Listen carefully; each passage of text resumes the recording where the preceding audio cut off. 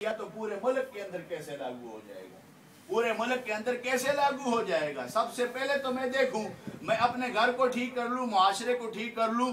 हर बंदा अगर ये सोचे तो इंशाअल्लाह पूरी दुनिया के अंदर अदल का निज़ाम कायम हो जाएगा। तो अब देखें कि अगर हमने शरीयत के दायरे के मुताबिक, शरीयत के दायरे के अंदर हराम हलाल की तमीज की, ये नहीं कि हलाल कमाने पे लगे हुए हैं, नमाज कज़ा हो रही है, नमाज छोड़ी जा रही। भाई हलाल कमाना भी जो है ऐन इबादत है, इबादत तो है लेकिन नमाज भी फर्ज है, कतई अल्लाह का हुक्म है।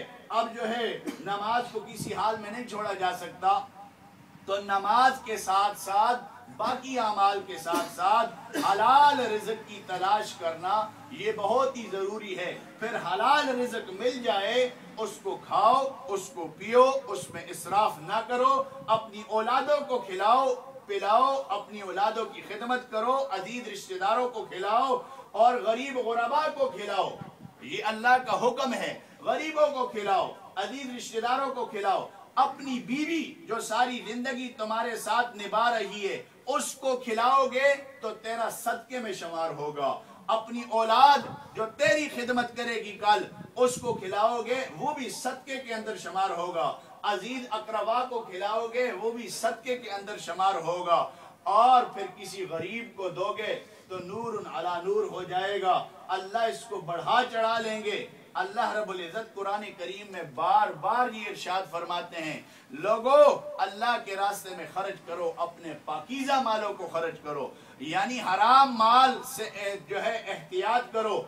ऐसा ना हो कि तुम खाने में हराम और हलाल की तमीज ना कर सको।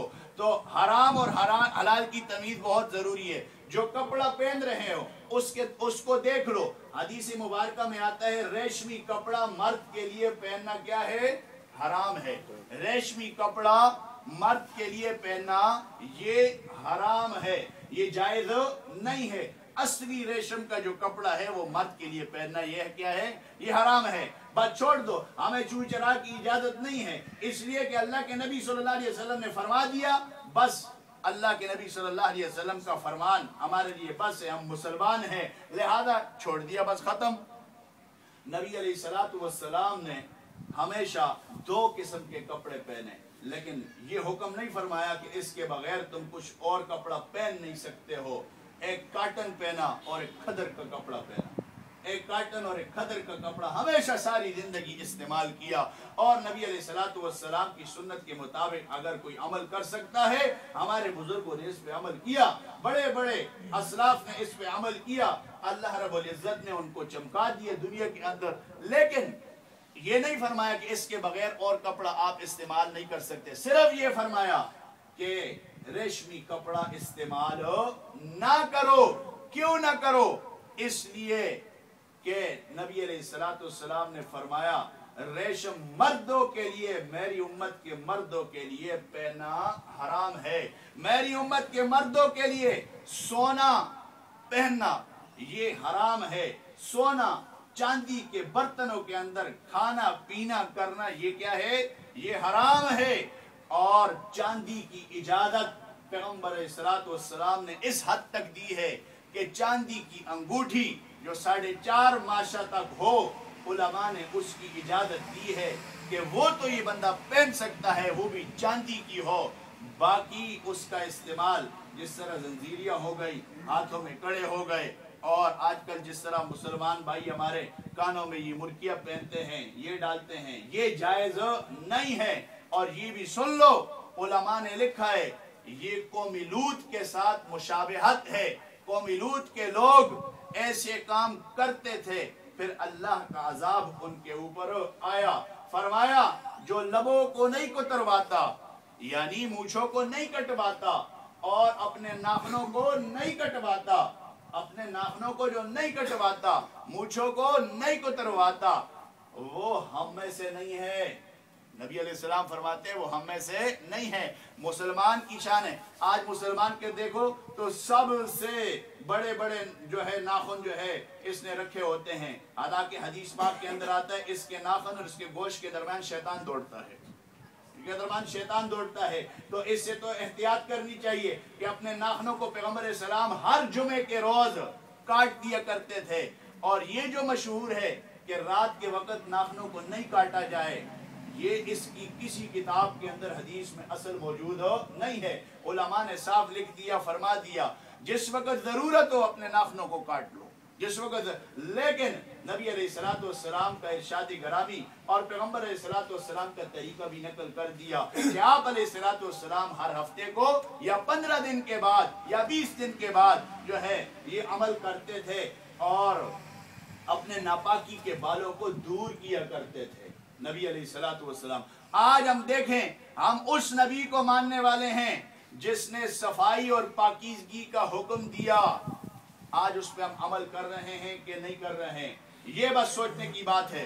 और पैगंबर सलाम ने औरतों के लिए क्या हुक्म दिया कि औरतों को चाहिए कि वो मेहंदी का इस्तेमाल ज्यादा करें अपने हाथों पे, अपने हाथों की जो है सफेदी को खत्म करके मेहंदी के रंग में उसको तब्दील कर दे। हत्ता कि एक दफा तो पैगंबर सलाम के पास एक औरत आई पर्दे के पीछे। हज़रत आयशा रज़ियल्लाहु ताला अन्हा रिवायत फरमाती हैं कि पर्दे के पीछे से पैगंबर सलाम को एक पर्चा देना चाहा। आप अलैहिस्सलाम ने उसके हाथों को देख लिया, आप अलैहिस्सलाम ने हाथों को पीछा कर दिया, हालांकि पर्दे के पीछे वो थी। तो उसने कहा कि क्यों आपने ये पर्चा नहीं लिया। हज़रत आयशा फरमाती है नबी अलैहिस्सलाम ने पर्चा इसलिए नहीं लिया, आपने फरमाया मुझे मालूम नहीं कि ये किसी मर्द का हाथ है या किसी औरत का हाथ है। ने कहा ये तो औरत है। ने कहा अगर औरत है तो अपने नाखूनों की सफेदी को मेहंदी के रंग से तब्दील कर दे, मेहंदी के रंग से तब्दील कर दे, पॉलिश न लगावे, इसलिए कि वो उससे वुजू नहीं होगा। अपने नाखूनों की सफेदी को मेहंदी के रंग से तब्दील कर दें। तो आज औरतें तो इसको करती नहीं हैं। मर्दों को देख लो तो किसी का ये नाखून जो है होता है, वो किसी का ये होता है, किसी का ये होता है। तो मुशाबहत औरतों की इख्तियार की जाती है। मेरे दोस्तों, ये वो वक़्त है कि जिसके बारे में पैगंबर सल्लल्लाहु के एक सहाबी और आपके चचादाद भाई इरशाद फरमाते हैं, लाना रसूलुल्लाह सल्लल्लाहु अलैहि वसल्लम अल मुतशब्बिहीन मिनर रिजाल बिन निसा वल मुशब्बिहात मिनन निसाई बिर रिजाल औ कमा क़ाल अलैहि सलातु वस्सलाम। जिसने मर्दों की सी वज़ाकत इख्तियार की किसी औरत ने, उस पर अल्लाह के नबी की लानत है, उस पर अल्लाह की लानत है। अल्लाह के रसूल सल्लल्लाहु अलैहि वसल्लम ने लानत फरमाई है। जिस पे रसूल की लानत हो अल्लाह की डायरेक्ट उस पर लानत होती है। और जिस औरत ने मर्दों की सी वज़ाकत इख्तियार कर ली उस पर भी अल्लाह के रसूल की लानत है। तो लिहाजा अपने घरों में ये बताना चाहिए कि मर्दों की सी वज़ाकत इख्तियार न करें और मर्दों को चाहिए कि ये हराम काम हम छोड़ दें, औरतों की सी वज़ाकत इख्तियार करना छोड़ दें। खाएं हलाल माल से, कमाएं हलाल माल से। थोड़ा सा मुश्किल होगा। हज़रत थानवी रहमतुल्लाह ताला अलैह इरशाद फरमाते हैं, एक बंदा अपने घर से गाड़ी को निकाल ले और सामने सड़क पर दोनों तरफ दरख्तों की कतार लगी हो, इधर भी कतार है इधर भी कतार है, दरमियान में रोड है। अब गाड़ी को इसने निकाल लिया, दूर तक कतार नजर आती है, लेकिन आगे जाके इंतहाई नजर जहां तक होती है वहां पे देखता है कि रास्ता ऐसा है जैसे दरख्तों ने उसको बंद किया हुआ है। फरमाया इसी सोच में अगर ये शख्स अपनी गाड़ी को चलाएगा नहीं और देखते ही देखते वापस गाड़ी कर लेगा तो कभी भी मंजिल मकसूद तक नहीं पहुंचेगा। लेकिन अगर गाड़ी में बैठ जाएगा, तवक्कल अल्लाह पे करेगा, बिस्मिल्लाह पढ़ लेगा, दुआ पढ़ लेगा, सफर करना शुरू कर देगा, तो जितना जितना आगे जाएगा इंशाअल्लाह रास्ता इसको खुलता खुलता मिलेगा। आगे से रास्ता बंद नहीं होगा। पहले तो परेशान हुआ, लेकिन जब चलना शुरू कर दिया तो अल्लाह ने रास्ते को खोल दिया। हराम से बचना बहुत ही मुश्किल है। बेऐन ही इसी तरह है कि आगे रास्ता बंद नजर आ रहा है कि हमारा कारोबार कैसे चलेगा, हमारी जो है बीवी बच्चों के लिए जो है रोजी किस तरह हमें मिलेगी। लेकिन जब इंशाअल्लाह चलना शुरू कर देंगे तो अल्लाह पाक हमारे लिए हलाल पे चलना आसान फरमा देंगे। अल्लाह हमारे लिए रास्ते खोलेगा। अल्लाह पाक जो है एक रास्ता तो बंद कर देगा, 100 दरवाजे जो है अल्लाह पाक 100 रास्ते खोल लेगा इसी हलाल के लिए। तो आज हम ये तहैया कर लें कि इंशाअल्लाह हम आज के बाद हराम के करीब भी नहीं जाएंगे, हराम से अपने आप को बचाएंगे।